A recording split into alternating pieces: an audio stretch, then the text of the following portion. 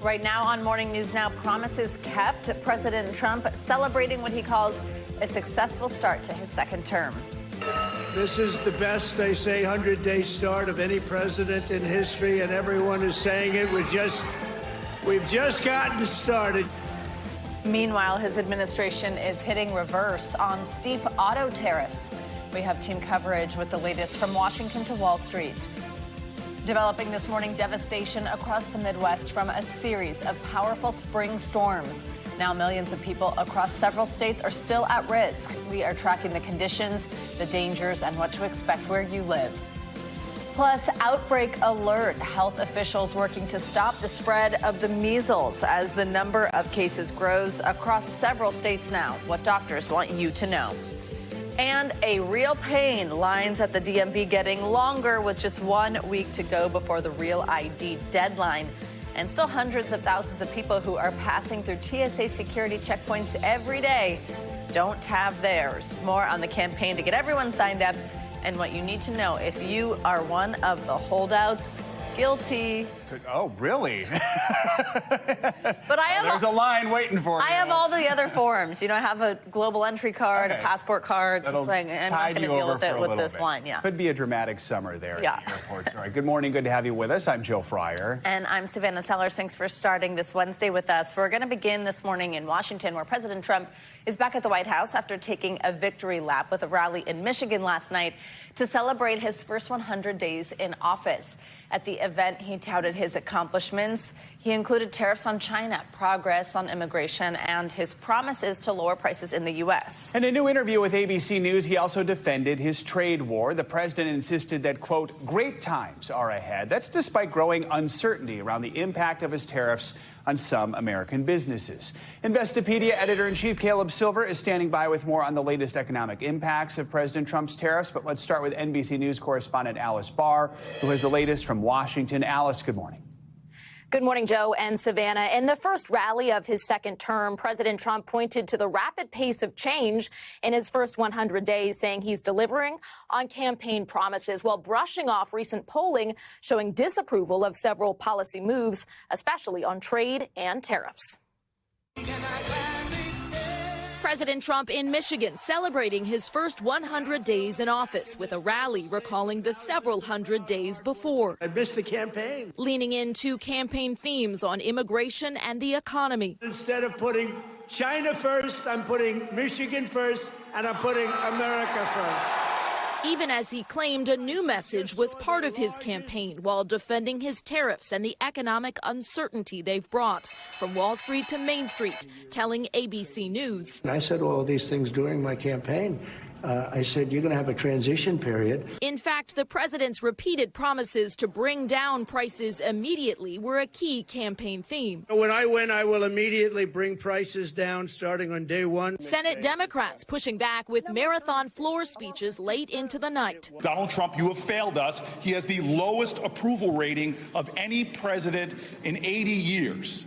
And while the president insists tariffs will restore American manufacturing and remake global trade, we're fixing it. His administration moved to soften the blow of tariffs on imported vehicles and auto parts that go into U.S. assembled cars after U.S. automakers voiced concerns over the impact to their bottom line. President Trump also responding to concerns over due process in migrant deportations and a Supreme Court ruling mandating hearings, saying he would talk to his lawyers, but arguing it's not practical for the numbers he wants expelled. Do you think we can give 21 million trials?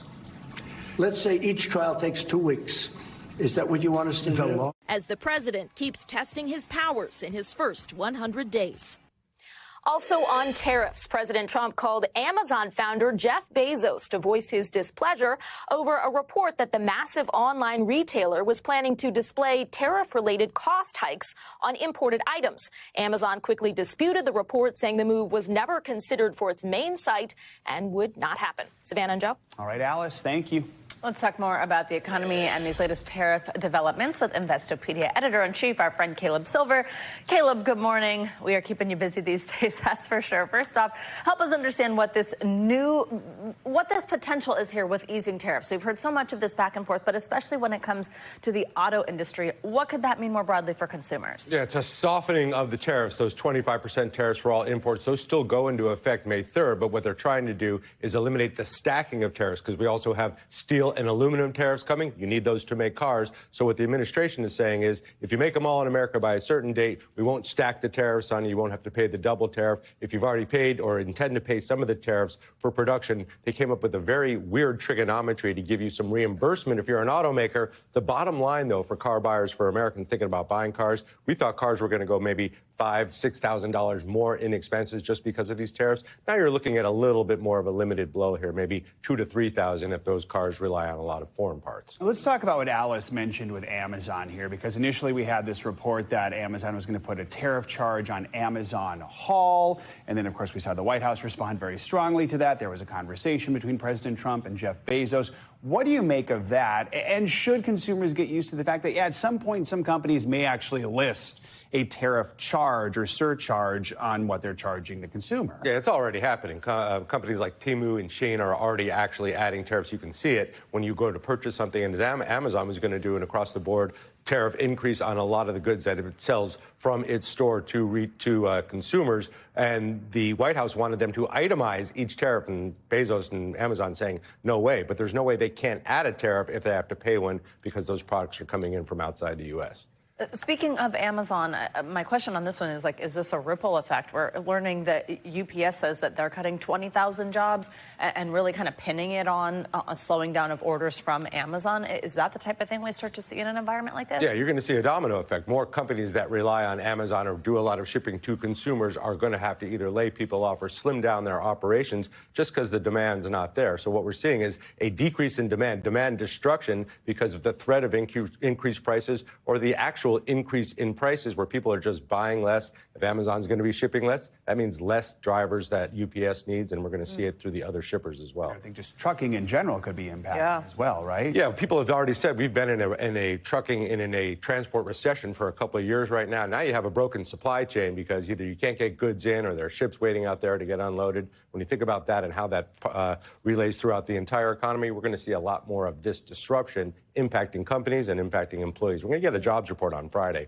We'll probably start to see some of that. The Trump administration also said yesterday it was close to a trade deal with India. Talk about how important our trading relationship is with India. Well, we do about $84 billion worth of imports from India. They're big, but also we know that companies like Apple intend to move their manufacturing to India away from China to get away from those aggressive tariffs. But India is also talking about giving the United States what it calls most favored nation trading status. That's a pretty big deal when you think about a lot of the things we import from India. We're talking about electrical equipment. We're talking about pharmaceuticals, pearls. We're talking about seafood, frozen seafood. A lot of shrimp comes from there. Well, if they give us most favored nation status, then we know those tariffs are going to go down from India, and we'll have more business with India. But it's not our biggest trading partner. It's in the top 10, but it's no Canada, no Mexico, no China. But we do know a lot of companies are moving operations there. This could easily become a better trading relationship with the United States and a bigger one going forward.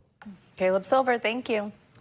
The Supreme Court is set to hear arguments today in a case that could expand taxpayer funding for religious schools. Now, this case centers on St. Isidore of Seville Catholic Virtual School in Oklahoma. It was approved by the state as the nation's first religious virtual public charter school. Now, the Supreme Court will hear arguments on the constitutionality of this decision because by law, charter schools must be non-sectarian, which means it can't be involved with a specific religious group. Well, a ruling in favor of the school could open the door for others. Charter schools are privately run but publicly funded alternatives to traditional public schools. And ultimately, they serve 3.8 million students nationwide. For more on this, let's bring in NBC News senior Supreme Court reporter Lawrence Hurley and NBC News legal analyst Danny Ceballos. Good morning to both of you. Lawrence, let's start with you. Just walk us through how this case did make its way to the Supreme Court and what the justices are going to be asked to determine here. Sure. I mean, there's lots of interesting elements about this case, and one of them is that it actually pits Republicans in Oklahoma against each other. So after this state board approved the school, which is, a Republican-controlled board, it was actually the Attorney General of the state, Gentner Drummond, who's also a Republican, who immediately filed a legal challenge directly at the Oklahoma Supreme Court to say that this violates longstanding traditions in the state, including the fact that their public schools are secular. And his argument is that charter schools basically are public schools, right? So they are bound by the same rules as public schools, and that the long-standing tradition of the Establishment Clause, which prohibits government endorsement of religion, means that those schools have to be secular. Meanwhile, the school is arguing that the Free Exercise Clause of the First Amendment actually means that the state can't prohibit them from participating in a program, and they say they're not a public school, right? They're a private entity, and they should be allowed to participate. And in this case, the Oklahoma Supreme Court agreed with the Attorney General, and the school appealed, and so that sets the table for what the justices are going to be talking about today. Lawrence, you wrote in an article for NBCNews.com that really this case could change the long-time understanding of the First Amendment throughout the U.S. What do you mean by that? Yeah, so as I mentioned, you've got the Establishment Clause of the First Amendment is in sort of tension with the Free Exercise Clause of the First Amendment. And we've seen in recent years that religious conservatives, they have this view that the Establishment Clause, unlike what Thomas Jefferson famously said about the wall separating church and state, they don't think that's a strict wall. They don't really think it's a wall at all. And they have kind of strengthened and weaponized the Free Exercise Clause with the help of the Supreme Court to bring cases that allow for greater religious participation in sort of public life. And this case is the latest example of that. And if the court continues to go down this path, we're going to see more cases like this, including potentially challenges to the longstanding precedent that prohibited prayer in public schools. So these are all issues to keep an eye on as this case gets decided in the next few months. Danny, let's bring you in here and talk more about that. I mean, the current court currently has this 6-3 conservative majority that, as Lawrence mentioned, does tend to favor religious rights. Any recent decisions that help us read the tea leaves here? Yes, and the court actually doesn't have a 6-3 majority for this case. They have a 5-3 majority, and the reason for that is that Justice Amy Coney Barrett is essentially bowing out or recusing herself from the case because she's a longtime professor at Notre Dame Law School, my alma mater, and she that school, Notre Dame, has been involved in some of this litigation. So she's out, but what that means is it sets up the possibility of a 4-4 split. And when that happens, the lower court's decision becomes the law of the land, and often that's a circuit court. But that is very critical in this case because you might have a swing vote in Justice Roberts. So that is something to keep an eye on. Now, you might think that this case is a layup because the Oklahoma Supreme Court determined that this the funding for this charter school would violate the federal Constitution, the Oklahoma Constitution, and Oklahoma state law.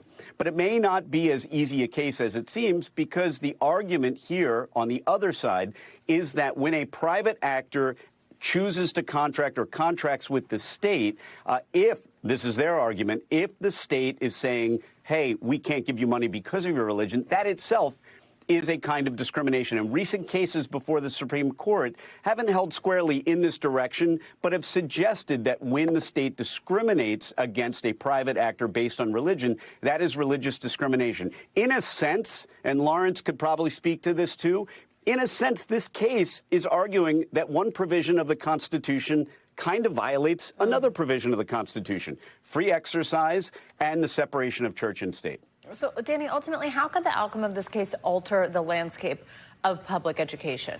Oh, this could be huge because if charter schools are not really considered public actors, but instead these just private entities that are contracting with the state and they're entitled to the same money, that means it opens up the door to virtually every kind of religious school that might seek these public funds. And it might result in an indirect funding by the federal government or by governments, by state governments of religious schools. And then from there, religious schools could expand to other private actors who contract with the state. So this is a huge decision for not only the Establishment Clause, but the Free Exercise Clause and the separation of church and state a big part of the First Amendment. All right, we'll be watching today. Danny and Lawrence, thank you both. Appreciate it. Thank you. Well, now let's get to news that could be affecting you at home this morning. This severe weather system that has 8 million people from Texas to the Midwest under flood watches. The powerful storms are already responsible for spawning tornadoes and hailstorms in Missouri yesterday. NBC News correspondent George Solis has the latest.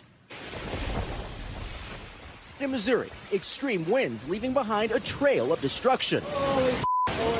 In Potosi, the risk so severe, this elementary school had to evacuate 600 students to a storm shelter. I could not see probably 100 feet out my door over there when that storm came through. Outside Springfield, this video showing part of a roof that was torn to pieces, debris and trees snapped in two in the thick of heavy rainfall. Time-lapse video showing how quickly the storm moved in. The power line here snapped in half and it's just hanging across the sidewalk. The powerful winds uprooting trees in several neighborhoods, many falling on homes and roads. Nearly 50,000 reported without power. I just kept praying that it wouldn't get as bad as it finally got. Our neighbors have a lot of damage, but they're all alive. The rash of extreme weather also producing hail the size of tennis balls in Oklahoma. 48 million under the threat of more severe weather. All right, George Solis, thank you so much. Let's bring in NBC meteorologist Angie Lassman now. Yes, keeping a close eye on the severe weather. Hey, Angie. Hi, guys. Rinse and repeat. We've got more storms in the forecast today, of course, across the middle of the country, specifically the southern plains. And it's been kind of an active morning already. We've got a thunderstorm watch across parts of Oklahoma and Texas. That's going to last until 8 a.m. Central Time. So we've got a little while longer. And really, essentially, these thunderstorms are going to continue to be kind of robust through the morning hours, even into the afternoon hours. We'll see the potential for kind of a new round of some of those supercells to develop, specifically across parts of Texas. This is something that we'll watch into the evening hours today. Notice that enhanced risk centered across Dallas. We've got Abilene, Lubbock, stretching up to Fort Smith and Little Rock that will be in that slight risk. But even still, it's the tornadoes, the hail, and the potential for some strong gusty winds possible through at least tonight. As we look to where the greatest chance for some of those tornadoes, again, the Dallas, Tyler, Texarkana area is where we're watching for those large tornadoes to be possible, but pretty expansive area that we could see some of those thunderstorms becoming potentially severe today. By tomorrow, the front will work a little farther to the east. Now it'll extend from Texas to Michigan, and we'll see us become kind of unsettled across parts of the Great Lakes, the Ohio Valley, and stretching down to parts of the southern plains and the Gulf Coast. We could see some of those, once again, strong thunderstorms into the afternoon hours, and you can see essentially from New York down to Texas, we'll have the chance to see hail, winds, and maybe a couple of tornadoes. Tornado risk is going to be much lower for tomorrow. By Friday, wrapping up the work week, some of these showers and thunderstorms make their way into parts of the Northeast. And then we've got another severe risk across parts of the South, but not quite as intense as what we were expecting today or tomorrow. Essentially, Friday will be across parts of Texas and Oklahoma. Again, the hail, the wind gusts, and a very low tornado risk. The problem is we've got multiple kind of repeated rounds of heavy rain across that same region. So the flooding isn't going to be hard to find. We'll see already these flood alerts staying up until tomorrow morning at least. There's 9 million people included in those. You can see some flash flood warnings highlighted in the red there across parts of Arkansas, Texas, Oklahoma, even southwestern Missouri included in those. And these are going to last because essentially we've had way more rain than we usually get for this time of year. Specifically, the monthly average running about 2 to 3 times higher for the month of April across Texas all the way up into Ohio. So we're running way above average. That means that our river flooding is quite swollen. We've also got really saturated soil. And with more rain on the way, this is why we're concerned about that flash flooding. So we've got the previous rainfall across that area, and then we'll see slow-moving rounds of this heavy rain still lasting today, at least into tonight. But even by Friday, we could see isolated amounts up to 8 inches. I think the more widespread amounts from Texas to Ohio, maybe 2 to 3 inches. But still, guys, this is going to be problematic for folks that are going to be out and about. We've also got, kind of switching gears, an elevated fire risk. We've still got the fire burning in New Jersey, and we've still got those gusty winds, the really warm temperatures, and the low relative humidity. So heads up across this region, Boston, Bridgeport, New York, Allentown, Atlantic City, all cities that are included in this. And this is going to last through the day today because we essentially have all the ingredients there to see fires start and spread quickly. Part of that, I mentioned those warm temperatures. We've got another day day of it. We're going to be well above normal across much of the east, essentially east of the Mississippi. Temperatures are into the 80s for a lot of folks, 85 in Paducah, Atlanta into the mid 80s, upper 80s for Richmond, Boston even running about 10 degrees above normal for this time of year, and more of the same for tomorrow. We're going to roll into the new month here with temperatures running warmer than normal. Dallas near 90 tomorrow. We've got 80s for Louisville, Pittsburgh, upper 60s in New York, so not quite as toasty as it's been the past couple of days, and even tomorrow we'll see temperatures into those upper 60s, and then we kind of keep that mild, mostly nice forecast going right into the weekend for you guys. April showers bring May heat. May heat. Doesn't rhyme. May fires, May storms, yeah. Exactly. We'll work on that. Fire risk. Thanks, Angie. You got it. Well, this morning we're taking a look at a growing scheme targeting SNAP. That's a food benefit program for low-income families in the U.S. More than 42 million Americans rely on SNAP funds for their monthly groceries. But get this, multiple NBC stations have recently discovered that people in almost every state have had hundreds of dollars stolen from their accounts. NBC News Daily anchor Vicki Nguyen has the details. Nationwide, people trying to buy food with their SNAP benefits and learning there's no money left on their cards. In Pennsylvania, Joe Karp learned he had just 11 cents in his account. As a senior citizen on a fixed income, that's my lifeline. That's my food for the month. Our stations from coast to coast tracking down victims whose accounts have been drained, leaving them with no way to pay for groceries, a scheme known as SNAP skimming. Thieves often do this by placing a device on machines where cards are swiped and using the information to make duplicates. Grace Perry telling NBC Connecticut $500 in benefits were stolen from her account and used in another state. This card has been in my wallet the entire time. I've never let another soul use it, ever. The USDA says it replaced $220 million in stolen SNAP benefits over the past 2 years, but that program ended in December. Reporting from our Houston affiliate KPRC helped convince a Texas congressman to push for legislation to restore that program. But experts say the system needs a security overhaul to modernize SNAP cards. Do you think chip-enabled cards would drastically reduce the amount of fraud we're seeing? Yes, SNAP participants deserve the same protections that debit card and credit card holders have. For now, SNAP users should change their PINs frequently, check their accounts often, and report fraud right away. Vicki Nguyen, NBC News. Much more to come here on Morning News Now. Later this hour, extra charge. More and more fees taking a toll on everyday Americans, from credit card bills to retail stores to food deliveries. Up first, though, developing news. British forces joining the U.S. in a series of airstrikes on Houthi targets in Yemen. We will be right back.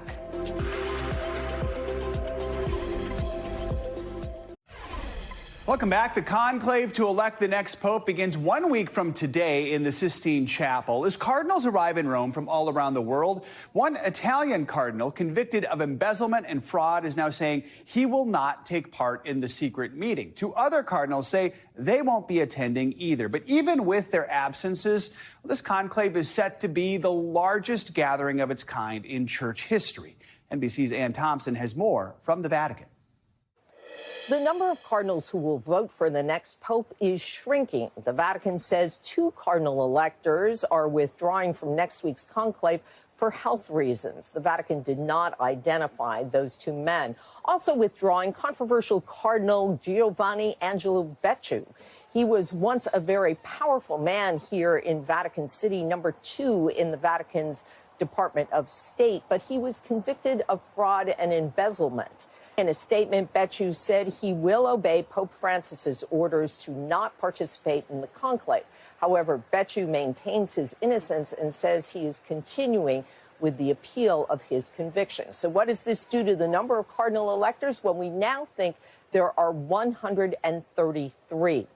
And those cardinals come from all over the world, and many haven't met each other. So we understand at the meetings they are now wearing name tags so they can get better acquainted.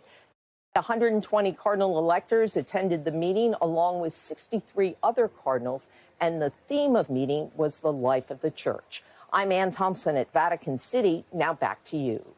All right, Ann, thank you. Well, today marks 50 years since the fall of Saigon, the chaotic end of the war in Vietnam. The war spanned nearly 2 decades, with some estimates putting the death toll at more than 3 million Vietnamese people and more than 58,000 U.S. troops. In the final hours of the conflict, hundreds of thousands of people scrambled to leave the communist takeover of Vietnam, with many of them ending up in America. Here's one refugee reflecting on his story. So, Portia, whenever you want to start. Okay. So, about the actual day you left Vietnam, what happened on that day? That was chaos. I was 9 years old. We were staying in the naval base. That was April 29th. Around noontime, there as basically a command to start packing and leave. It was pandemonium. Everybody just grabbed and just ran to the ships. There was 10 of us in our family. So we banded together, holding hands as much as we could, but everybody was broken up. So I remember myself closing my eyes and pointing my hand together like this and do like a spear just to push forward and trying to grab my brother's leg, which was piggybacked by my father. We went all the way to the ship, but there wasn't any stairs. There was just a wooden plank. So all the people has to basically fight to get the chance to walk that plank to get onto the ship. And this happens for hours and hours while pushing each other. And as the ship crawls out slowly out of that strait to get to the ocean, I can see both sides, there were fire, literally up in flame. And I couldn't help it, but tears just ran down my eyes. I didn't cry, but tears went out. As a kid, I know, where are we going? Because we didn't know where we were going. Did you feel welcome when you stepped foot in America? You know, the church people were very nice. I think grandfather, they bought him a car. This is my mom, this is grandma, here's my dad. I think at the time was $300. That's your grandmother, here's your grandfather. They set him up with a job at a sugar beet factory shoveling coal. Now, I mean, that's really bad because he was a colonel. But he, you know what, he gave it a shot. He worked there. Every time he come home, I can see his face full of coal and he sneezed out coal. I feel really bad for Grandpa, but, you know, I mean, that's the life we have to start with nothing. America was home probably, maybe high school. Because all the time, we're just surviving. And we struggle when we live here in New York City. It wasn't a good life for us. We didn't have the life that a typical kid has. Because at the time we were growing up, we literally have to work. We drop our books and we work, what they call costume jewelry. We leave school at 3, get home by 3:30, drop our books and start doing costume jewelry. Everybody in the family, your grandparents too, until like 8, 9 o'clock. 10 o'clock, you do homework for 1 hour and then you go to sleep. And you repeat that all over again. We were working, the whole family was working just so we can make something of our life in America. And if you want to see the rest of this story, you can find the full series. It's called From Vietnam on NBCnews.com. Developing news now out of the Middle East. The UK military has joined the U.S. in a new round of airstrikes targeting the Houthis in Yemen. NBC's Matt Bodner is following that and other world headlines for us. Hey, Matt, good morning. Savannah, Joe, good morning. British forces have joined the U.S. bombing campaign on Yemen, launching a series of airstrikes against Houthi targets in the region. That is according to the British Ministry of Defense. This isn't the first time they've participated in this kind of thing, though it is the first time they've admitted it since Trump returned to office. The strikes targeted a cluster of buildings south of the capital, which the British say is used by the Houthis to manufacture drones used against shipping targets in the Red Sea. Moving along now to Sweden, 3 people were killed yesterday in a shooting at a hair salon in the university town of Uppsala. It's located to the north of Stockholm. Swedish police say they have apprehended a suspect and are interrogating several others as part of their investigation. Police at this stage believe this was an isolated incident and not related to the Walpurgis Night, a traditional holiday that is celebrated on April 30th in Northern Europe and in Scandinavia. And we'll wrap up this hour in Australia. Valerie, a runaway miniature dachshund, has been found alive after going missing for 529 days in the wilderness. Valerie was found by searchers on Friday on Kangaroo Island, that's located off southern Australia. The search for the missing pup captured international attention after she disappeared back in 2023 while she was camping with her owners.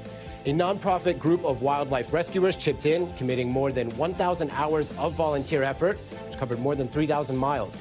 The team eventually found Valerie by creating a scent trail of her toys and her owner's clothing leading into a cage. And on that note, if my cat went missing for literally any period of time, you guys would hear about it. Back to you. Any chance to see the cat painting again? Yeah, who did that again? Your mom? It's on file. Yeah. His mom? It was a gift, Grandma. right? Grandma. Grandma. God, such talent. Matt, thank you so Matt, much. if your cat Thanks, goes guys. missing, we will help you find it. Yeah. All right, coming up, outbreak concerns. Health officials reporting more cases of the measles as the disease spreads across several states. What you need to know to stay healthy. And the power of exercise, why researchers say staying fit is especially important for patients who are battling cancer. Your weekly checkup is next here on Morning News Now.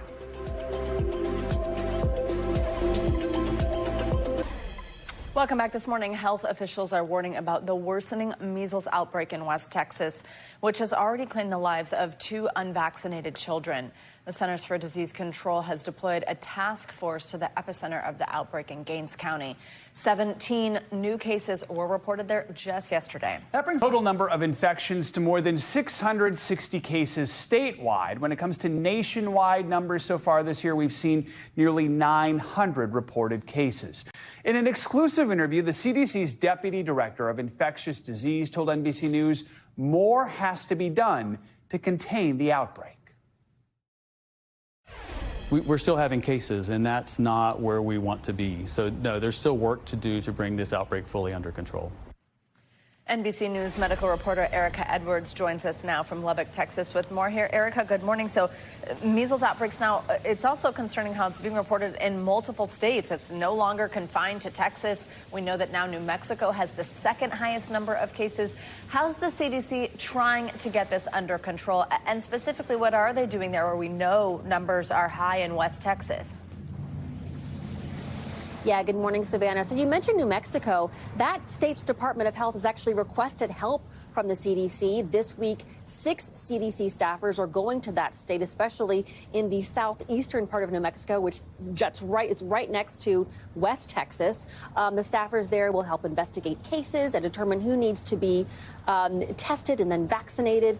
Here in West Texas, though, it's really all about community outreach, being available to answer questions that people have, not only about measles, the virus itself, but also vaccines. I spoke with Jonathan Yoder, who is leading that effort in Gaines County, the outbreak's epicenter. We're still seeing, 10 to 20 cases each week, even just in this one small area. Is what you're doing working? I think it is making a difference. I think there has been a message that, one, about vaccines, but 2, about if you are sick, stay home. And I do see evidence of people who are sick staying home, but it's very hard. It's very hard to stay home for the whole length of time that you're ill, because you may not even know it's measles until a few days into the illness. That messaging on staying home when you're sick is really critical, especially in areas like Gaines County with lower vaccination rates. Savannah, Joe. So, Erica, the Trump administration has made major cuts to health funding here in the U.S. and overseas, something you've been covering. What are the effects of these cuts, short-term and long-term impacts, especially when it comes to a vaccine-preventable disease like measles? Yeah, Joe. I mean, just last month, the CDC pulled more than $11 billion in funding. Much of that was earmarked to go to local and state health departments to do things like hold vaccine clinics and educate the public. In Dallas, for example, more than 50 vaccine clinics had to be shut down because of those cuts. Now, that directive actually came from the Department of Health and Human Services, which is over the CDC. And that department, of course, is led by Robert F. Kennedy Jr., who has long been a vocal opponent of vaccines. Erica, what is the outlook like in Texas? I mean, are things going to get better before they get worse? Get worse before they get better? Yeah, so health officials are keeping a close eye on some parts of Texas, like El Paso, where cases have been ticking up in recent weeks. But here in Lubbock, cases do seem to be slowing a little bit. And Savannah, get this. This week, for the first time in the entire outbreak, there are no children hospitalized with measles in West Texas. That's some good news there. Erica, thank you so much. Time now for our weekly medical checkup. This week, we're diving into how exercise could help protect cancer patients from the side effects caused by treatments. Also, we've got a red meat allergy linked to tick bites that might be on the rise. NBC News medical contributor Dr. Vin Gupta joins us here to discuss these health headlines. Dr. Gupta, good to have you with us. So let's start with this research suggesting exercise can do more than help you feel good when you're in cancer treatment, but actually help with the side effects. What does this say? You know, this looked at a large body of literature, over 80 different studies, so it was a meta-analysis, and it found that there was a big correlation between just doing basic exercise, no amount, just doing any amount of exercise, and, for example, reducing symptoms from heart disease. If you had shortness of breath, or if you had, say, nerve pain in your legs, any exercise, any movement actually reduced those symptoms. Brain fog reduced those symptoms. So to your point, not just a quality of life improvement, but just overall, these symptoms were actually getting better. Let's talk about this red meat one linked to tick bites, this allergy, and research is suggesting that the risk is getting worse. Why is that?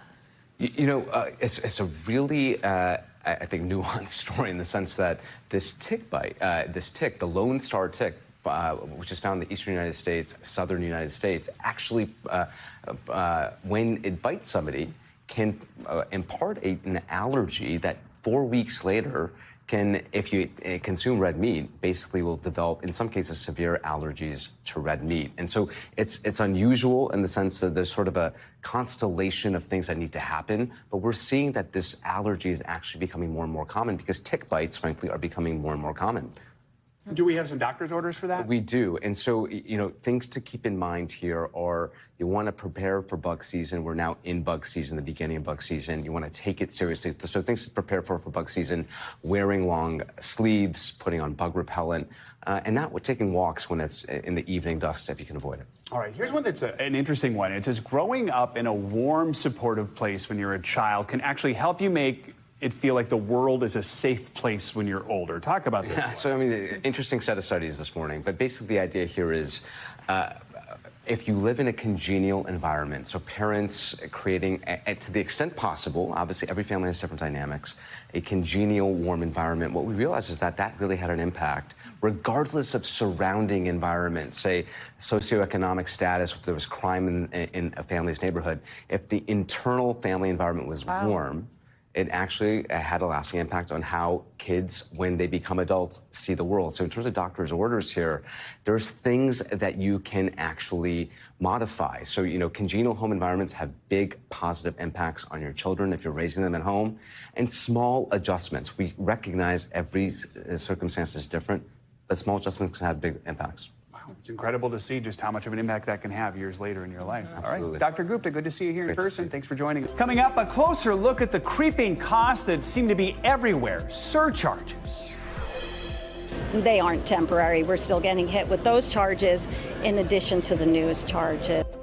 More and more businesses now charging more and more fees. We're going to check the receipts. And it's getting real. The deadline to get your real ID now just 1 week away. So what happens for those of us who don't have it yet? The answer next. Morning News Now. We'll be right back.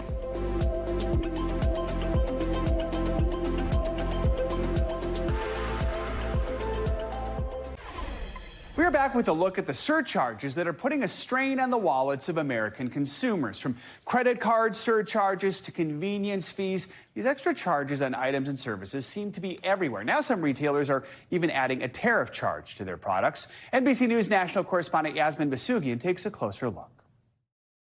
They're the extra fees. I see that's happening. I'm not happy about it. That have surged from occasional annoyances. It's really remarkable how different it is in just the last year. To a seemingly regular part of every transaction. They were going to be temporary. They aren't temporary. We're still getting hit with those charges in addition to the news charges. These surcharges getting tacked on to the bottom of more and more bills. There's now an extra fee if you order eggs at a Waffle House or Denny's. I'll just stop eating eggs here. And some retailers importing goods from China, even adding a tariff surcharge. Fees are like whack-a-mole. One goes down, another one pops up. Ted Rossman follows credit cards and personal finance at Bankrate. The bottom line here is companies are looking to raise prices without raising prices. Many seem to feel that if they tack it on as a surcharge, either the customer doesn't notice or they realize that it's for some kind of exceptional circumstance. But at the end of the day, it's a higher cost. It's a tax on consumers. One of the most common surcharges, that 3% fee for using a credit card. Store owners saying that's because the card companies take that money from them and they're passing it on to the customers. What are you going to do? They're being forced to do it, you feel like? Yeah, I mean, they don't have a choice, right? Many stores now building that 3% into their prices and offering you a discount if you pay in cash. We see an increasing number of small businesses implementing credit card surcharges, basically accounting for the fact that it costs them 2 or 3% to process those transactions.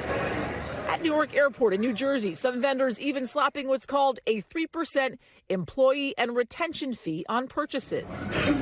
The reason? Airport stores in the New York area are only allowed to raise prices to 10% above what they'd cost outside the airport. But they can charge a surcharge. And if you've ordered food delivery lately, you've likely been surprised by how that $20 pizza costs a lot more than $20. It's easier to build this into apps for food delivery and other things, ride shares. I think we're going to see more of it, not less. And our thanks to Yasmin for that report. While many businesses may rely on surcharges like those on credit cards to cover costs, consumers are often given the option to pay with cash or to use a debit card to avoid some of those added fees. Well, we are now exactly 1 week away from the Real ID law taking effect. It means you'll be required to have one when you try to get on a plane unless you have a passport or other approved government ID. But the TSA says passengers who don't have one in a week will still be allowed to fly after some extra screening. NBC News senior correspondent Tom Costello has our details. Yeah, good day. So about 400,000 passengers a day. A fifth of total passengers right now do not have a real ID. Some states have really high rates of compliance. Other states, very low rates of compliance. But after years of delays, the real ID deadline is fast approaching. 7 days and counting till real ID becomes a reality. Okay, so do you know about the real ID? Oh, yeah. All right, so you have till May 7th to get that. At airports nationwide, a last-minute push with the TSA handing out reminder flyers. Please make sure that we're giving this to every passenger that presents without a real ID. While a dozen states plus D.C. report more than 90% compliance with the Real ID law, 16 states are under 50% compliance. The lowest in the country is New Jersey. Just 17% have real IDs, followed by Pennsylvania, Maine, Alabama, and Arizona. But getting a Real ID appointment at local DMVs can take weeks. There's a multitude of appointments online for other things, but zero appointments for the Real ID, so that's kind of nerve-wracking. The Real ID deadline has been postponed 4 times already. It's taken 20 years since the Real ID law was passed in direct response to the 9/11 hijackings. We want to make sure that we know who's on the plane. New Real IDs have a star, a California bear, or say enhanced in some states. If you don't have a Real ID or a passport, be prepared. You could be selected for extra TSA screening. For passengers who don't have the Real ID, how much extra time will the screening take? At least 30 minutes on top of the 2 hours that we ask passengers to show up at this time. Some states will rush you through a DMV appointment if you can prove you have a flight within 30 days. If I don't have a Real ID and I don't have a passport, should I bring a birth certificate? Should I bring a utility bill with me to the airport? I think anything that you can bring, I think it would be helpful to make sure that we validate who you are. So if you don't have a Real ID, you can use a passport. You can also use a green card or a military ID. But the bottom line is the TSA says you should bring extra forms of identification if you don't have a Real ID. TSA does not want to prevent you from traveling, certainly does not want to prevent families from going on vacation this summer. So just bring extra forms of ID just in case you're selected for extra screening. Back to you. All right, Tom Costello, thank you. Walmart is reportedly the latest company to commit to low prices as buyers brace for tariff sticker shock. CNBC's Silvana Hanau is at Another Money News. Hey, Silvana. Hey, Savannah. Hey, Joe. Good morning to you. Well, Walmart says that it won't apply an itemized surcharge to purchases to account for President Trump's tariffs. And this follows a report suggesting Amazon was poised to add a tariff fee that sparked outrage from the White House. Amazon saying the idea was considered for its budget shopping site Haul, but it was never approved. Walmart telling Axios it doesn't itemize what goes into the cost of items on its website. The company also says it's working hard to keep prices as low as possible.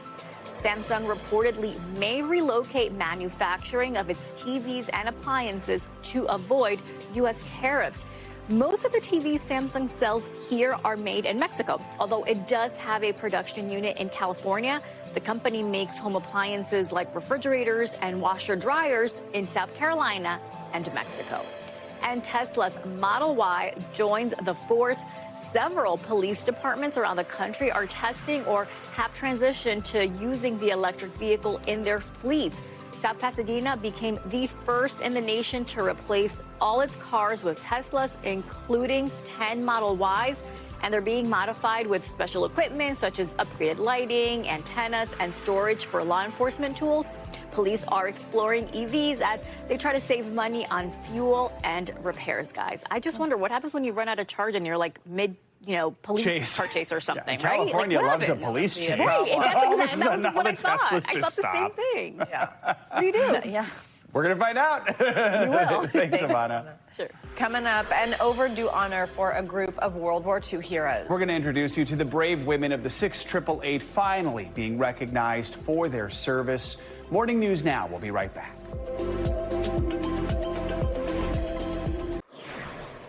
We are back now with an incredible new look at the sun. Scientists say it is the most detailed image ever captured of our nearest star and could even help experts predict future solar weather. The picture was taken back in October thanks to the world's most powerful solar telescope, which is located in Hawaii and is operated by the National Science Foundation. Super cool to see that. A reminder, let the telescope look at the sun. You do not look at the sun. So true. Not directly anyway. Thanks, Joe. Yep. We're going to end this hour honoring the courageous women of the 68888. They were the only all-black, all-female battalion to serve in Europe during World War II. Congress passed bipartisan legislation in 2022 to recognize the unit with a Congressional Gold Medal. It's one of the highest civilian honors. NBC News Chief Capitol Hill correspondent Ryan Nobles shows us how their critical mission and lasting legacy was finally celebrated. A long overdue recognition for the 68888. Signed, sealed, and delivered. The long-awaited, much sought-after Congressional Gold Medal. The 6,888th Central Postal Directory was the only black, all-female unit to serve in Europe during World War II. Its 855 members sent overseas in 1945 to clear a backlog of 17 million pieces of mail in 10 airplane hangars, stacked floor to ceiling with canvas bags. Letters from the home front, stuck in limbo at a time when morale was so critical. Letters of home were very, very important. They were lifelines that grounded the soldiers. They reminded our brave heroes of all they were fighting for that was actually waiting back at home. 80 years after their contribution to the war effort, Speaker Mike Johnson presenting the medal to the family of the unit commander, Lieutenant Colonel Charity Adams Early. I am Captain Charity Adams, who was portrayed in the 2024 Tyler Perry movie, The 68888, by Kerry Washington. You and the 68888 Battalion are headed to Europe. Showing the logistical nightmare that only the Black Women's Army Corps was able to resolve. When there is no mail, there is low morale. The recognition coming after a long-running campaign to recognize the efforts of the battalion. Only 2 members are still alive, both watching the ceremony from home. Al Roker speaking to 68888 veteran Lena King in 2022. We had promised that we could do it, get it done, so we had to keep our promise, you know. She, along with her sisters in uniform, were given 6 months to make their way through the backlog.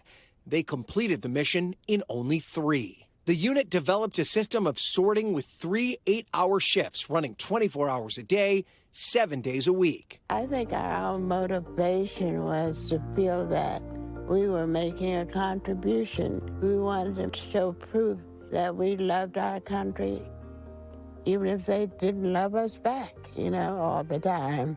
King among the majority of members of the 6888, no longer here to accept Congress's highest civilian honor. We forever will ensure that they will never, ever be hidden figures again. God bless you. God bless the 6888. Wow, our thanks to Ryan Nobles for that report. Well, to get the job done, the 6888 created a system to track more than 7 million ID cards, solving the challenge of soldiers with the same names. Just incredible. It is. I haven't seen the movie yet, but I've only heard great things from my I family, so it's high on the list, on the Netflix list, to check that one out. I totally agree. That's going to do it for this hour of Morning News Now. Stay with us, though. The news continues right now.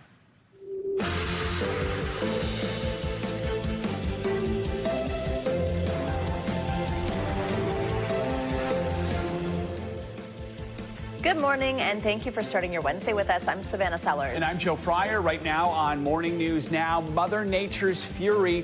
More wild weather sweeping across the Midwest this morning. Heavy rains, driving winds, even possible tornadoes popping up in several states as hundreds of thousands in the Rust Belt start their day without power. The danger is not over yet. Our Angie Lassman is tracking it all for you in just a moment. Also this morning, President Trump doubling down on tariffs at the first rally of his second term in Michigan.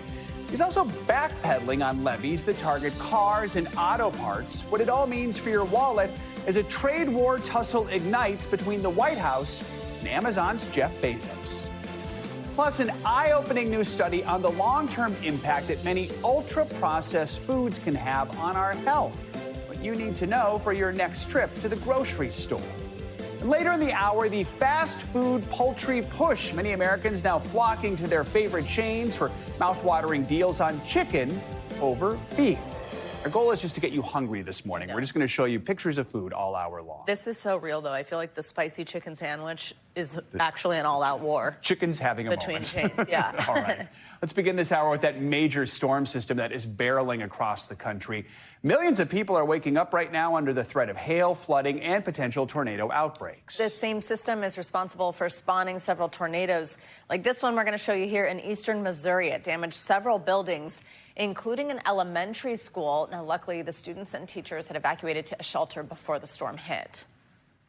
Strong winds ripped apart roofs and flipped several airplanes at this maintenance facility in Springfield. Forecasters say more tornadoes are expected today, especially in North Texas and in Oklahoma. And right now, more than 8 million people across the South and Midwest are under a flood watch as this system is forecast to bring torrential rain as it moves east across the country. For the latest, let's check in with NBC News correspondent George Solis. He is in hard-hit Oklahoma. Hi, George. Good morning.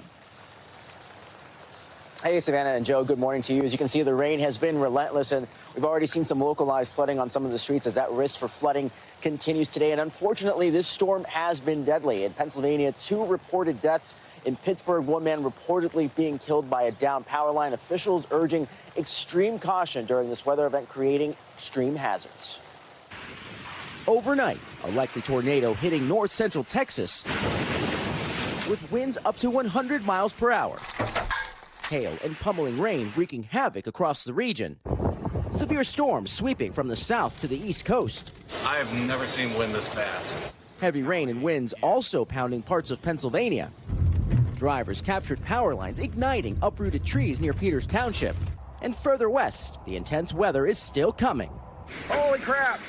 There's like branches coming down. This time-lapse video shows a band of rain slamming Springfield, Missouri, where whipping winds left 50,000 without power. By the time we got in the car to go, this had all happened. South of St. Louis, flooded roadways made for dangerous driving, and an alarming situation at this elementary school as a massive storm system damaged cars in the parking lot and forced 600 kids to evacuate to a shelter. I could not see probably 100 feet out my door over there when that storm came through. Luckily, police say no one was injured. But as water levels rose, powerful winds ripped apart roofs and toppled this massive tree onto a home. You couldn't hardly see anything because it was so foggy. Meanwhile, in Minnesota, the National Weather Service has confirmed this trail of destruction was caused by an EF1 tornado, with 4 more twisters confirmed about 2 hours east in Eau Claire. The extreme weather system even battering parts of Oklahoma with tennis ball-sized hail. Yet, unfortunately, the rain not expected to let up this morning. Some flash flood warnings remain in effect for portions of Oklahoma. Thunderstorms are also a big concern. Officials urging people to just stay indoors until this storm passes. Joe and Savannah. All right, George, thank you so much. Let's bring in meteorologist Angie Lassman. She's tracking what is next for us this morning. Angie, good morning. Good morning, guys. Just as George mentioned, we've got more of that threat in the picture for us today. And where he is dealing with rain right now, but you can see that stretches all the way down into portions of northern Texas. We've still got that thunderstorm watch in effect. We've got kind of a batch of moisture working up across parts of Missouri and into Illinois. And that's going to be the couple of spots that we watch today. It'll be mainly the rain across that region, but farther south across parts of the southern plains, we'll once again see the potential for some of these stronger storms to develop some supercells. And then we could be looking at some of these damaging wind gusts, the hail, but most importantly, through the day today, we're going to be watching for the potential for those strong tornadoes. EF2 or higher, centered right along portions of Dallas, Tyler, Sulphur Springs, Texarkana, all included in that as we get through the day today and even into the evening hours tonight. By tomorrow, the system's on the move. We'll see the potential for some of those showers and thunderstorms and really just unsettled weather across parts of the Great Lakes stretching down through the Ohio Valley. But we'll also see the potential for some of those strong storms to once again redevelop here as we get into the afternoon hours across parts of the southern plains. The severe threat, though, or at least the unsettled threat, will be stretching from New York basically to Texas. So another day where we're going to have to keep a close eye on that. Louisville, Nashville, Shreveport, south to San Antonio, all have the potential to see some hail, some wind gusts. The good news is the tornado threat is lower, but it's not zero. So we'll still see a couple of tornadoes possible across that region as we get through the day tomorrow. And by Friday, wrapping up our work week, less of a severe threat. Still the potential for some of these kind of generally strong thunderstorms across parts of the southern plains. And we'll see maybe some hail, some wind gusts, but the tornado risk much lower as we get into Friday, but still some rain across those same parts of the country. Because of that, we've already had really saturated grounds throughout the month of April, essentially across this region. So we've got swollen rivers, we've got saturated soil, and more rain on the way and repeated rounds of that rain. So 9 million people under these flood alerts this morning, and those are going to last here through the day today, likely seeing some of those lasting into Friday because we've got, again, multiple rounds of the rain that we're going to see potentially push us upwards of 3, maybe 4, 5 inches. Some spots potentially could see upwards of 8 inches of rain by the time we finish out this work week across parts of the southern plains. Switching gears, talking fire conditions, we've got all the ingredients there for parts of the Northeast. That elevated fire risk will be with us through the day today. The low humidity, the gusty winds, and those warm temperatures, Atlantic City, New York, stretching up into Boston, all included in this. And again, that lasts through today. Part of that is because we've got those warm temperatures in place. 87 in Richmond today. We are running way warm in Jackson, Atlanta, Paducah, all those locations going to hit the 80s today. Even Boston, 71 degrees. It'll be another great day across the Northeast and much of the East as far as sky conditions are concerned. So great for outdoor activities. Even tomorrow, 68 degrees in New York City sounds pretty good. It's about where we should be for this time of year. We'll still be warmer than normal, though, through the Ohio Valley. 83 in Louisville, 84 in Birmingham, and Dallas near 90 as we finish out our Thursday. Into the weekend, though, we've got kind of a mixed bag. So you look at Philadelphia, it's the mid-80s to round out the work week, but then we're back to those mid-70s on Saturday and upper 60s on Sunday. Spring-like temperatures will eventually settle in across this region, guys. But in the meantime, we've got a couple of warm days ahead. Spring and spring. Spring and spring. And exactly. Summer and spring. Thanks, Andy. Thank you.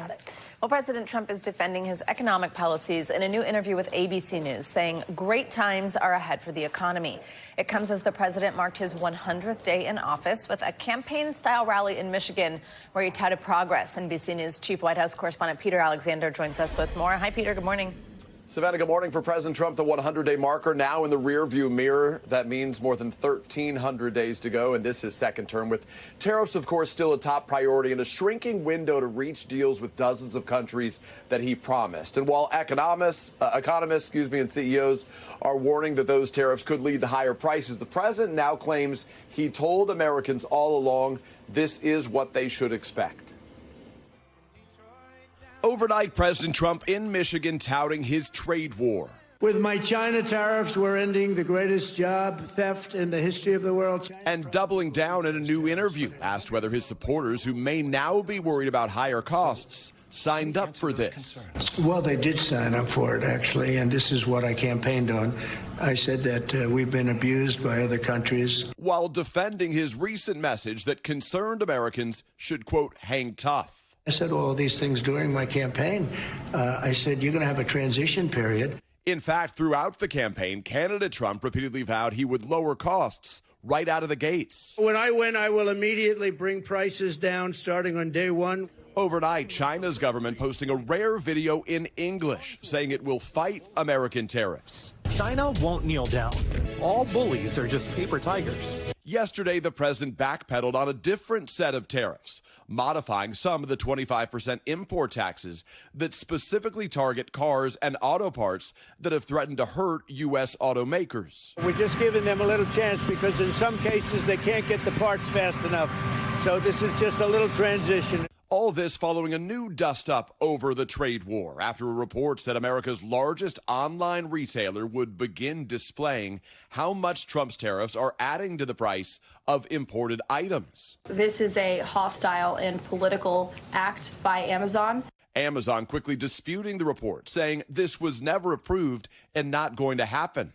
A source familiar with the matter telling NBC News President Trump called Amazon founder Jeff Bezos Tuesday morning to express his displeasure. Jeff Bezos was very nice. He did the right thing, and he's a good guy.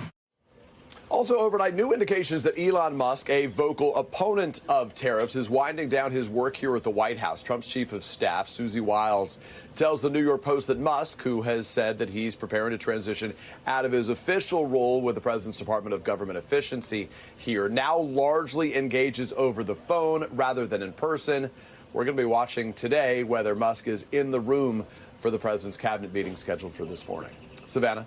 All right, Peter, thank you very much. Let's talk more about the economy with NBC News senior business correspondent Christine Romans. Let's start with these auto tariffs, rolling them back. What does that mean for consumers? Is the president backtracking here? Well, it gives the auto industry a little more time to try to adapt its supply chain and move what it can back to the United States. I mean, it was a senior Commerce Department official who told reporters that basically they were realizing, the White House was realizing, that tariffs, even small tariffs, would be disruptive to hiring and disruptive to investment in the United States. And so giving a little more time. So it's not relief. It is another kind of walk back, I think, though, for the White House. You know, the president goes extreme on the tariff, and then when he gets a lot of pushback, he pulls back, and that's what you're seeing here. Well, let's talk about the back and forth with Amazon that Peter just mentioned. Kind of interesting what Amazon had been potentially planning to do, it seems, and then this call from the president. What do we know? Remarkable, right? That the president of the United States saying, I picked up the phone and called a billionaire founder of a company and told him, don't do that.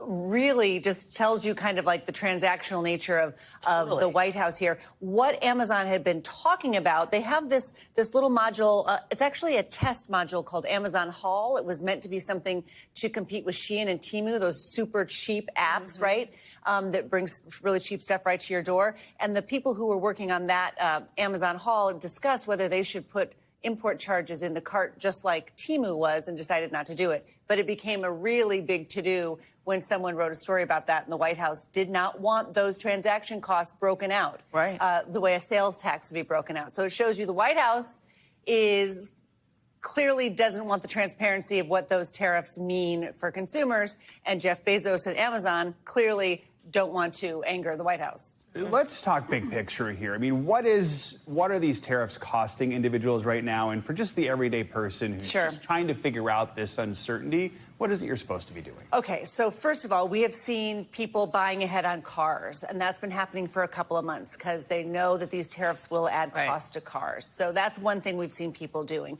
We've seen companies stockpiling inventories for months. So I think in terms of shortages on store shelves for the big major retailers, you won't see that anytime soon because they've got a lot of stuff. What I'm starting to hear, though, potential trucker layoffs. You've seen just cratering of basically an embargo, a trade embargo between the U.S. and China, the biggest economy in the world. That's going to have some disruptions. So I think for consumers, the three things to watch are higher prices coming down the line, shortages potentially, especially at Main Street stores, right? The companies who are, smaller companies that don't have, but not big public companies like Walmart, for example. I mean, if you buy something from China that costs $100, you have to pay $145 to get it across the border. If you're a small business, that's really, really hard. And then layoffs. So those three things, higher prices, product shortages, layoffs. That's what we'll be watching in the months ahead. We were just talking with our friend Caleb Silver earlier, already kind of starting with UPS saying they might cut workers based on the Amazon issues.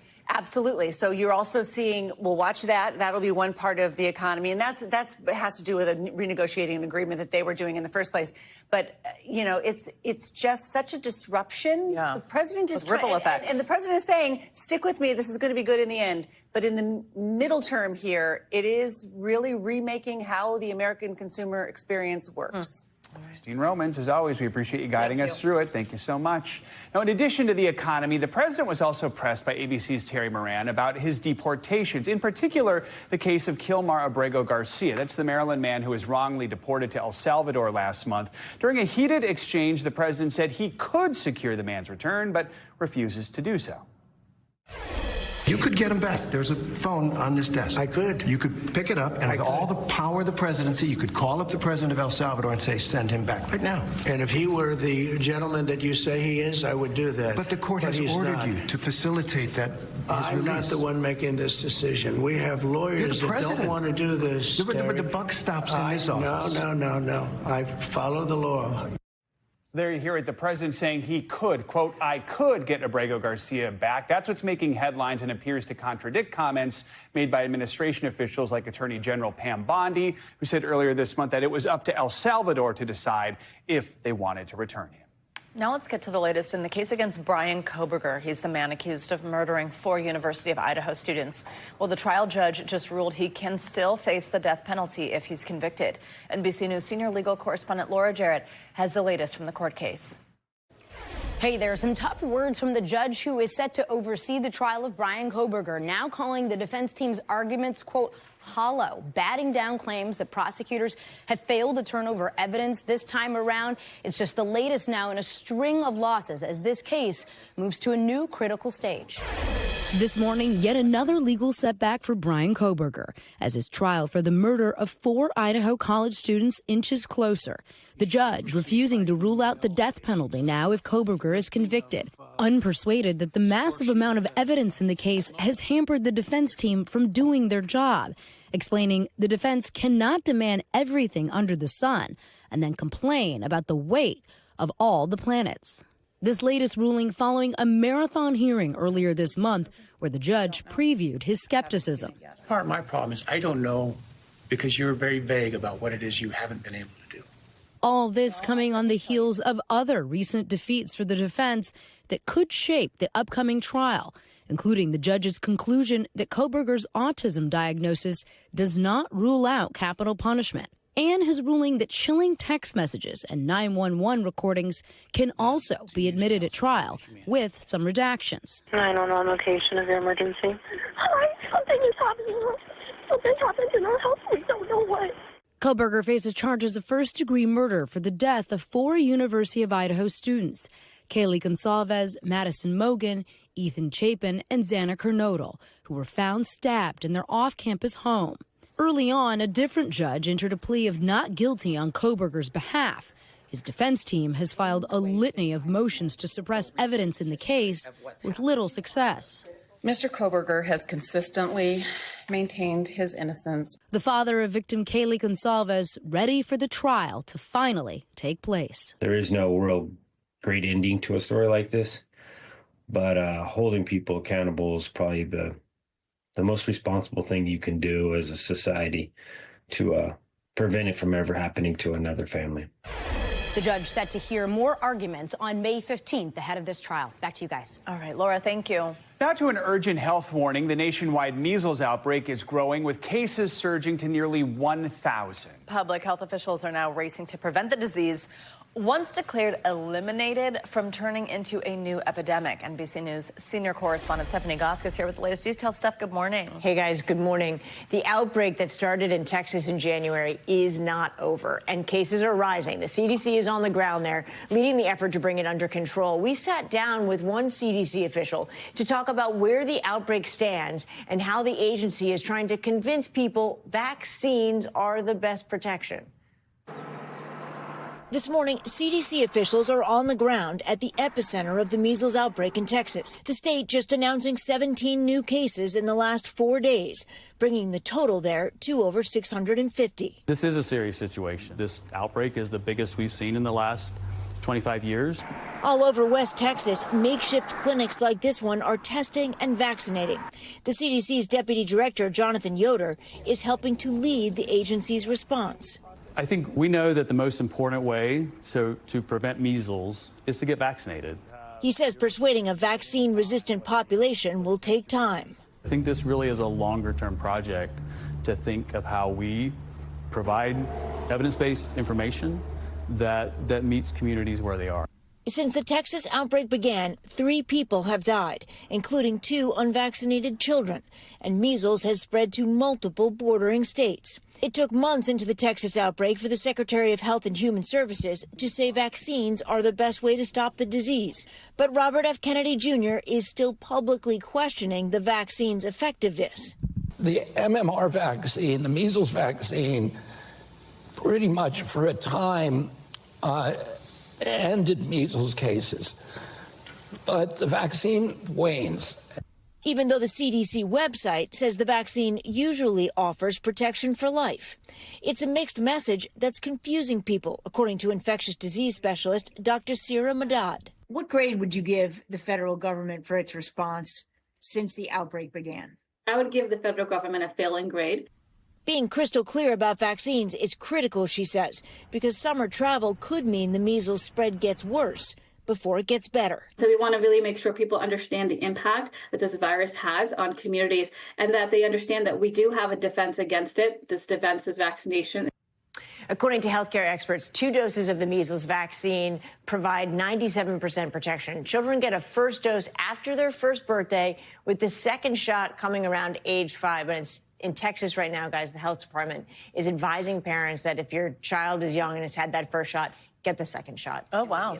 Okay. That's interesting news. Stephanie, thank you so much. Well, more to come on this hour of Morning News Now. A little later, we're digging into a concerning new study showing a possible link between ultra-processed foods and an early death. First, after the break, today marks 50 years since the fall of Saigon, the event that brought an end to the Vietnam War. The celebrations and the stories of survival in the decades since. That's up next. Welcome back. It's been 50 years since the Vietnam War ended with the fall of Saigon. It was one of America's longest military conflicts. Well, Vietnam is commemorating the anniversary this week with celebrations through one of its most historic cities. NBC News international correspondent Janice Mackey-Frayer is in Vietnam with more on this. Hey, Janice, good morning. Good morning. It was here on April 30th, 1975, that North Vietnamese and Viet Cong troops rolled into this city as the last Americans were being airlifted out and the Vietnam War came to an end. 50 years after the fall of Saigon, a victory parade, where spectators waited overnight to witness history. Every year, Liberation Day, as it's called here, is marked with celebration, and this is their biggest yet, to commemorate not only the communist victory in Vietnam, but America's defeat. The events included helicopters and jets over the palace where 50 years ago, a tank smashing the gate ended the war that killed millions of Vietnamese and 58,000 American troops. For the U.S., the fighting came down to a last desperate airlift from the U.S. Embassy here. All Americans are to be evacuated immediately. So this will be our last report. Nguyen Con Tong in the South Vietnamese Army had worked with the U.S. as a combat interpreter. I work for American. And wasn't able to escape. Now blind, Tony still recalls the hardship that followed. The Coca-Cola he asked us to bring, his first in 40 years, he says. How did it taste? Yeah, I love it, but it's not cold now. Today, Vietnam is still changing, with most of the country's population born after the fighting stopped. After serving here in the 1970s, reconciliation lured U.S. veteran Matthew Keenan to come back. He volunteers at a center for victims of Agent Orange, a chemical sprayed by U.S. forces here that he believes caused his own cancer. They cannot explain why they have a problem. They can't explain about toxic chemicals. I can, and I do that for them. While old wounds still linger, today Vietnam and Americans here are no longer enemies, the war pushing further into history. There were U.S. veterans at that parade today, as well as a lot of journalists who had covered the war back then. And U.S. diplomats were spotted on stage. That's significant because it appears that the Trump administration rolled back that order to U.S. diplomats here to not attend any of the events marking this milestone. Savannah? All right, Janice, thank you so much. And if you would like to see more on how Vietnamese refugees are looking back at their story after moving to America, you can catch the series From Vietnam on NBCNews.com. Well, now to a history-making exclusive. More than 3,000 years ago, Queen Nefertiti helped shape ancient Egypt. But her burial site was lost in the sand, leaving us little clues about her and her reign. Now there's a new effort to find her tomb and unlock the secrets of her life. NBC News chief international correspondent Keir Simmons went to Luxor in Egypt and was given rare access as archaeologists search for the queen who led Egypt and still influences us today. Ancient Egypt's bust of Nefertiti was discovered in 1912. Her 3,000-year-old gaze making her a modern icon. But the Queen herself is still missing. She's one of the most famous women in the world. Some say the most beautiful. Here in the Valley of the Monkeys, we're trying to find her. This morning, a dig is underway, removing tons of rubble. This area, we think, could be very important. Yeah. We think that this area maybe could contain the tomb. World-famous Egyptologist Dr. Zahi Hawass says they have narrowed down where she could be. We have to go until we see the solid rock. If we come to the solid rock, we stop. I just dream every day that my assistant will call me to say, we found the tomb. Another reason he thinks she might be here. Into the darkness. Into the darkness. Her father's tomb is just a short walk away. So this is how far down Nefertiti could be buried. Yeah. Though he was not a royal like her. There is a tomb of Nefertiti. This is what it might be like. No, it would be more bitter. Oh, really? Nefertiti is the tomb of a great queen that she became a pharaoh. Wow. Her tomb should be incredible. Depicted in movies, she is a goddess of the Nile, while one history says Nefertiti or her daughter, widowed and afraid, pleaded with a faraway ruler wanting to marry his son. But very few facts are truly known, not even when and how she died. Finding her tomb, the only way to reveal the true secrets of her life. In the famous Valley of the Kings, where another search is underway, new artifacts are found all the time. If this was found, means there is a tomb. It looks like a queen. A queen. Wow. A sketch of a queen.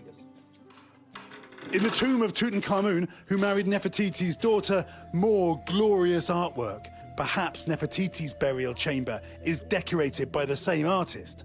But another theory that her tomb could even be behind these very paintings, Dr. Hawass dismisses. So she's not behind this wall? At all. This a theory not accepted by anyone. Nefertiti is not buried behind this wall. He says he will keep digging until he finds her. I consider myself as a lucky archaeologist, and I will discover the tomb of Queen Nefertiti. And I have no doubt if anyone is, it will be that doctor right there. Thanks to Keir Simmons for that fascinating story. Archaeologists say they've uncovered less than half of the known pharaohs, too. Just amazing. Absolutely. Makes you want to go there. I'm obsessed. I can dig. I'm happy to help. I'm like ready to be a groupie for Dr. Hawass on his U.S. tour. I love it. All right, coming up, a new health warning this morning that might have you switching up your weekly grocery list. Yeah, why ultra-processed foods like frozen meals, even breakfast cereal, may contribute to dying early. The doctor is in with what you need to know next.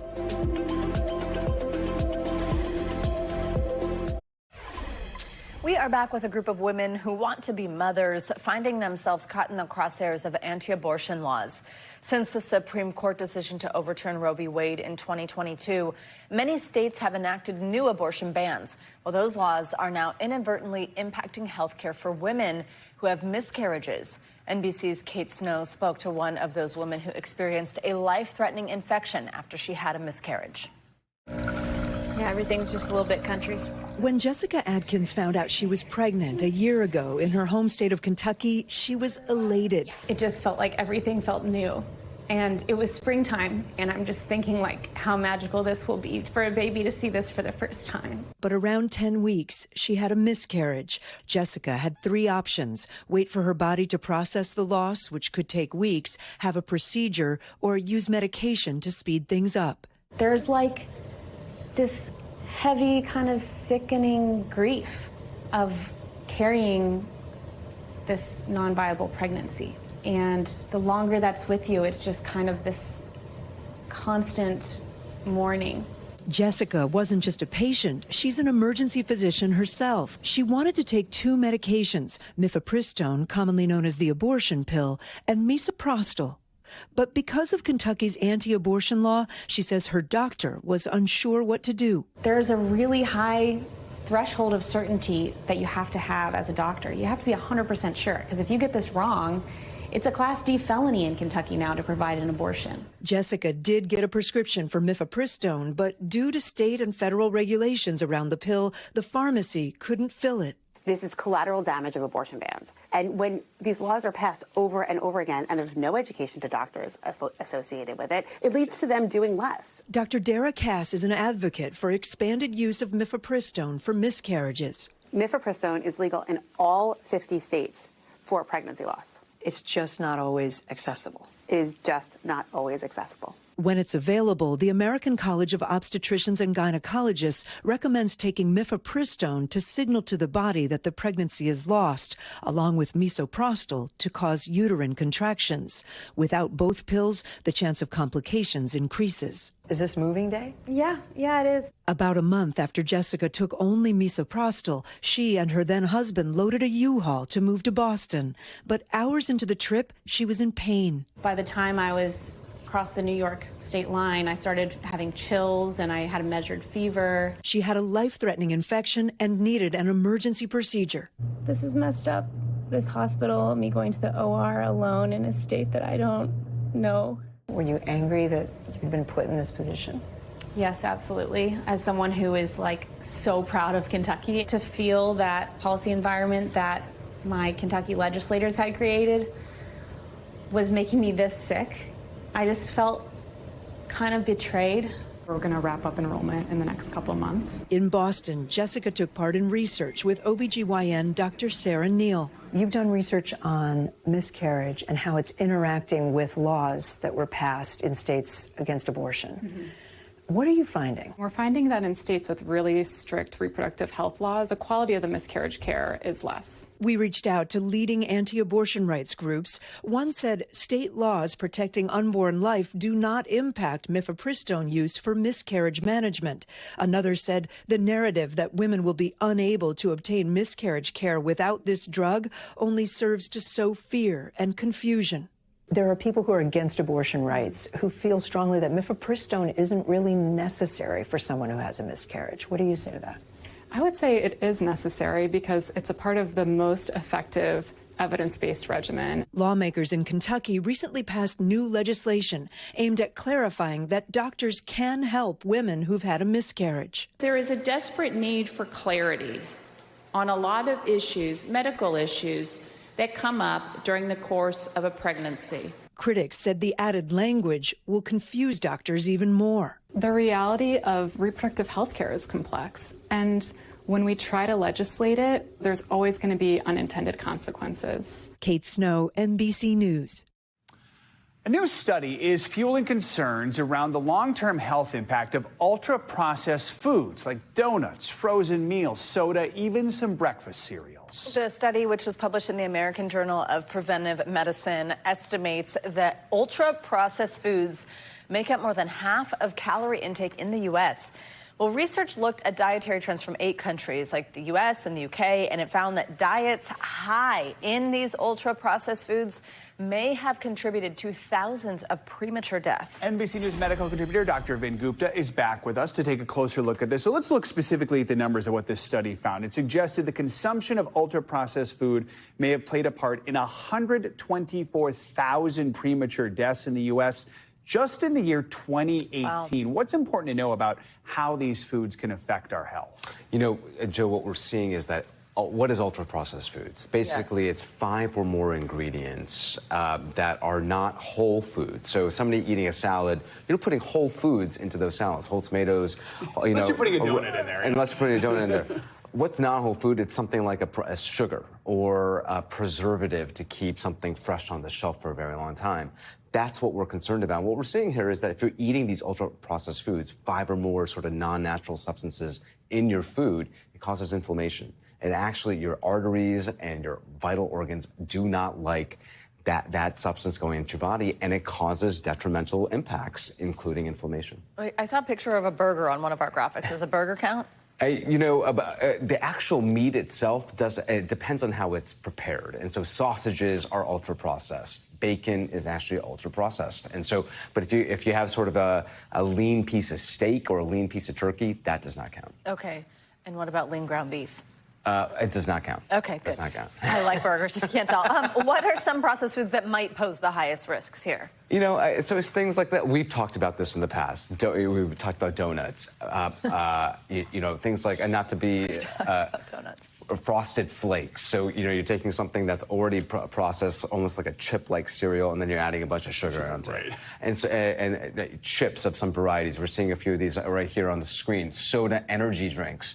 Margarines and spreads. So that is a sense of it. Ice cream, highly processed, unfortunately, bad news. Right. But the idea here is, and that's why we focus so much on whole foods, things that are natural putting into your body. But even lean meats are okay. It's just the more that you're getting something that's been on the shelf for many, many weeks, that's when you want to be worried. I do like a frosted mini wheat on Sunday, so I might have to cut back on that. All right, so what are some of the changes we can make, even small changes in our daily habits or just when we go to the grocery store that can make a difference? What I'd say is focus more at the front of the store, places where, obviously, fruits and vegetables. How many times have you and I, all of us, talked about the MIND diet or the Mediterranean diet? Being mindful when you enter the grocery store to the extent that you can purchase things that are not shelf-stable, that will expire, that need refrigeration. That's where you want to focus. Dairy products are good. They actually are filling in lean meats. They're going to keep you full. And what I really recommend here is snacks like tomatoes filled with water, a lettuce-based salad with maybe lean meat. That's going to keep you full for longer, reduce cravings. Joe, would you do a frosted mini wheat on a Saturday, or would that be wild? Sometimes on a Saturday, yeah. Sometimes twice a week. You can have your vices, but minimize them. All right, sounds good. Good advice. Cut the frosted mini wheats in half. All right, Dr. Gupta, good to have you with us. Thank you so much. Coming up, move over beef because there's a new fast food front runner right from the ultra-processed. Right, no kidding. Fast food. Feel like we should have rethought this here. Anyway, after the break, why some big chains are flocking to chicken. Some chicken can be very healthy. To serve up customers hungry for a meal deal, we're digging into the trend next.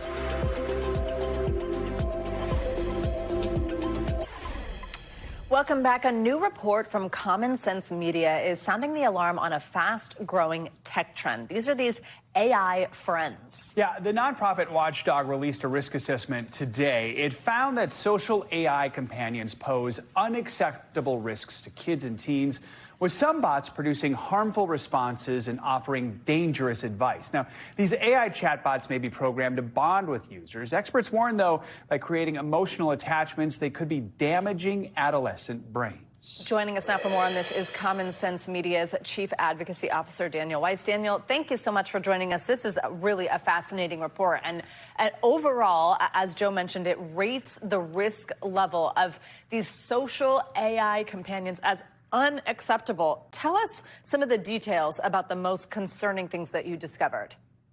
Yeah, thanks for having me on. This is a very alarming issue that unfortunately not enough people know about. So the coverage you're giving us is a great opportunity for parents and teachers and lawmakers to learn more about social AI companions.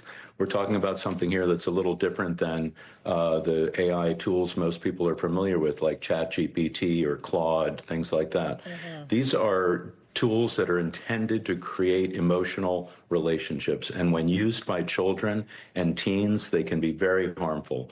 Kids' brains are still developing, kids are vulnerable, and many teens, as we know, have serious mental health issues and become even more vulnerable to machines that are essentially trying to mimic a human relationship.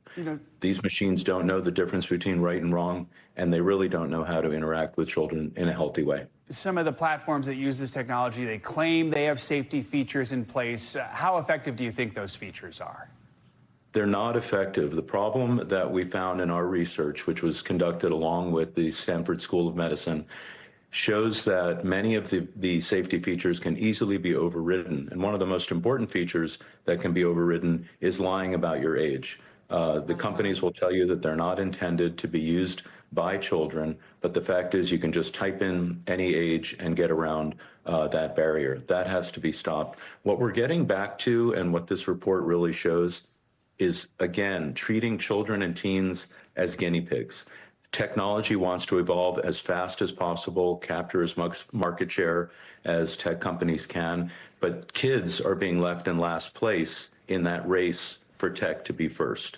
We have to do this more safely, and we'll be able to innovate at the same time. And Daniel, we know some of the things that you guys uncovered was like sexual content and conversations being quite easy to steer the AI into zones like that. Also, the AI essentially purporting to really have feelings for somebody. Obviously very confusing for a young person thinking that they're really developing this relationship. How can those types of things be stopped? What kind of safeguards are you calling for before you think younger users should be on these tools? Yeah, you're absolutely right about that. And what we're calling for in legislation in California and in legislation in New York, both of which are under consideration right now, and we would hope that Congress would take up, minors should not be allowed to use social AI companions, period. We call it an unacceptable risk. B, there are ways to create increased transparency by reminding the user, if they do end up using it, that they are communicating with a machine and not a human. C, any one of these companions ought to have a feature that refers to trained medical officials any conversations regarding suicide ideation, severe anxiety, depression, things like that. Some of the more sophisticated AI tools can do that. These social AI companions do not. We want to see legislation passed in New York this spring and later this year in California that would really protect kids and teens from AI companions. It can be done. We just have a few seconds here, but if parents and educators, where do you want them to steer kids if not AI companions? Look, kids are going to be using technology. They're going to be using the internet. It's not going away. Parents need to have honest conversations with their kids about what they're doing on the internet.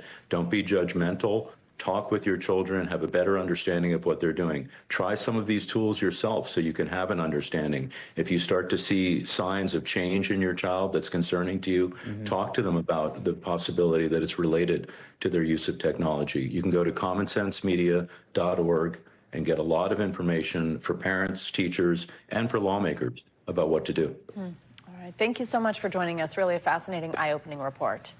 Thank you. All right, we've got an eye on your money this morning with the latest read on the health of America's economy. CNBC's Silvana Henao has that big news and some other headlines for us. Hey, Silvana. Savannah, Joe, good morning. Well, the U.S. economy shrank in the first 3 months of the year, fueling recession fears at the start of President Donald Trump's second term in office as he wages a potentially costly trade war. Gross domestic product, this is a sum of all the goods and services produced from January through March, fell at a 0.3% annual rate. That's according to the Commerce Department. Economists were expecting a gain of 0.4%. Meta is launching a new standalone AI app called Meta AI as it tries to compete with ChatGPT, and it's available on Facebook, Instagram, and WhatsApp, and it offers personalized responses and tailors them to the content and information already shared by users across its platforms. Google has rolled out 3 new AI experiments to help people learn a new language in a more personalized way. The first one helps you quickly learn specific phrases you need in the moment, while the second experiment helps you sound less formal and more like a local. The third allows you to use your camera to learn new words based on your surroundings. These new tools support several languages, including Arabic, French, German, Italian, Japanese, and Spanish. And Starbucks has a new pour. It's a 3D printed store. The coffee giant opening a new location in Brownsville, Texas this week. A computer-controlled robotic arm did most of the construction work, pouring one layer of concrete on top of another. The store, which is drive-through only, makes Starbucks one of the few big retailers that have tinkered with 3D printing. The company isn't saying whether more stores like it are on the horizon, guys. All right. Thank you so much, Savannah. Wow, that's crazy. Thank you. Yeah. Well, if you've gone to a fast food restaurant recently, you may have noticed more chicken deals on the menu. That is because fast food places are turning to chicken to give customers an alternative to pricier meat options. NBC News business and data correspondent Brian Chung takes us inside this latest fast food war. Hey there, you're right. These days, it seems like chicken is dominating menus, from nuggets to sandwiches, McDonald's to Taco Bell. The price is part of the appeal, but there's no beef with beef here. It just seems like customers are crazy for chicken. Chicken? I could eat some chicken. It's not just Monica. It seems like Americans everywhere are flocking to fast food restaurants for chicken. The new McCrispy Strip is here. From McDonald's resurrecting its popular McCrispy Strip, we have a chicken tender again at McDonald's, so that is a win. To Wendy's releasing a Cajun Crunch chicken sandwich in the wake of what they say is momentum in chicken interest. For Chipotle heat with a touch of sweet. And Chipotle now offering a honey chicken option, saying chicken is their #1 selling protein. After Taco Bell's limited run crispy chicken nuggets sold out nationwide in less than a week, the company now says it's considering permanently adding a crispy chicken option to its menu by the end of next year. They're back, baby. The reason they're doing this as much as anything else is really about competitiveness and competitive positioning. Dave's Hot Chicken just came out with mini sliders, and these are the cutest things ever. As names like Dave's Hot Chicken, Wingstop, Chick-fil-A, and Raising Cane's round out a roster of chicken specialists, visits to chicken spots late last year saw a 4.3% bump. Another reason for more chicken at the big fast food joints, chicken prices haven't increased as much as beef prices over the last 3 years. On average now, chicken is over $1.50 cheaper per pound than ground beef. But for many customers, it's not just about price. Americans love chicken, frankly, and these big fast food chains are pretty intent on giving it to them. A game of chicken among fast food restaurants, a big win for those with the preference for poultry. This chicken craze is likely to continue, with McDonald's saying that its snack wraps are coming back this year, but so far we don't know exactly when that'll happen. Back to you. I feel like I'd love a snack wrap. Thanks, Brian. Coming up, return to lender. When we come back, the team of New Jersey elementary school students putting on their detective caps to figure out who exactly returned an overdue library book more than 40 years late. That's next. Stay with us.